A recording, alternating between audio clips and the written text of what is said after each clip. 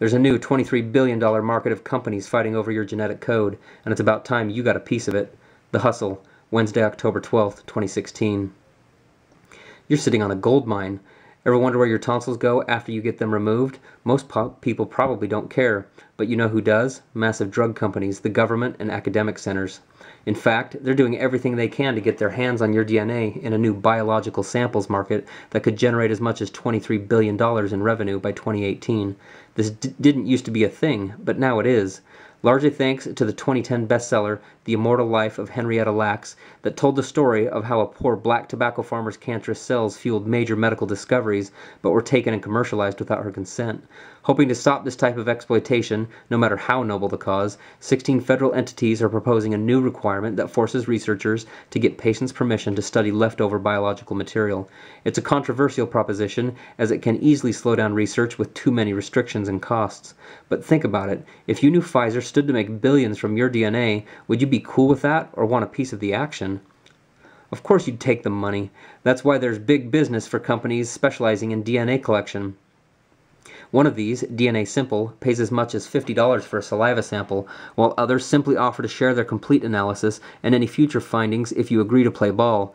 Then there's 23andMe, who not only charges more than $99 to those interested in ancestral origins and genetic predispositions, but they also struck a $60 million deal with Genentech early last year to provide samples for the study of Parkinson's disease. Talk about double dipping. Jeez.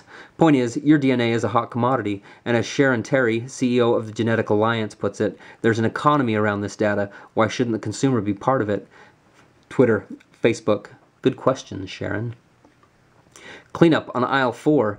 In 2015, the average U.S. consumer went to the grocery store 1.5 times a week. That's 6 times a month slowly scanning aisle 4 for the canned green beans and 22 times a year doing self-checkout service so you don't have to talk to anyone. And as well as everyone knows, and as well all know, 27 trips anywhere besides Hawaii is way too many, which is why companies like Amazon, Google, Instacart, and Walmart are all competing to win grocery delivery. So far, there's no clear winner, but Amazon's making some serious moves with their same-day delivery service, Amazon Fresh, which was first launched in 2007 and has benefited greatly from some recent updates. Plus, a new report claims that Bezos' army is planning on launching a line of brick-and-mortar grocery stores that will sell produce, milk, meats, and other perishable items for fresh customers. It's also rumored that they're building designated pickup locations for customers who want to order everything online and have it all brought to their car. Considering Amazon's unparalleled expertise in warehouse operations, it's easy to imagine a drive-through grocery store where robots and conveyor belts load up a couple cases of Go-Gurt and string cheese. Just hope they keep the crappy magazines, random candy, and AAA batteries available during checkout.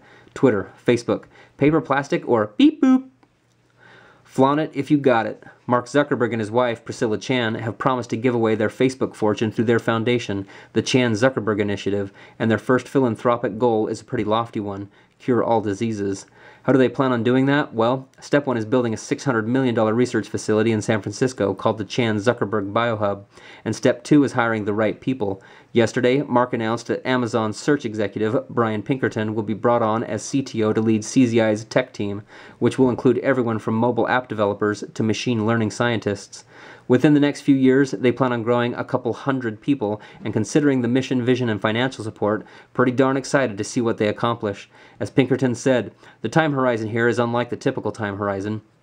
Mark and Priscilla are looking out 50 to 100 years. If you look out that far, you can imagine stuff you'll want to build on your own that you'll need in 10 or 20 years. It's super exciting. Twitter, Facebook, must be nice. Shots fired. At this point, it's probably a safe bet that if robots become conscious and enslave the humans, it'll probably be thanks to the Internet of Things. Think about it. Predictions for IoT-enabled devices range from 20 billion to 50 billion by the year 2020, and with the world's population probably somewhere in the 8 billion people range, that's at least 3 to 5 smart devices per person. You know there won't be an even distribution either. We'll have the old, crazy Luddite Mr. Williams, who lives at the end of the cul-de-sac, only reads by candlelight, sticks to his 1986 Nissan Sentra, and refuses to put his data on the internet. But we'll also have people like Mark Rittman from the UK, who spent yesterday morning debugging his iKettle 2.0 after it forced his Wi-Fi base station to reset. More than 3 hours later, he still didn't have hot water for his cup of tea. It's the direction we're heading, folks.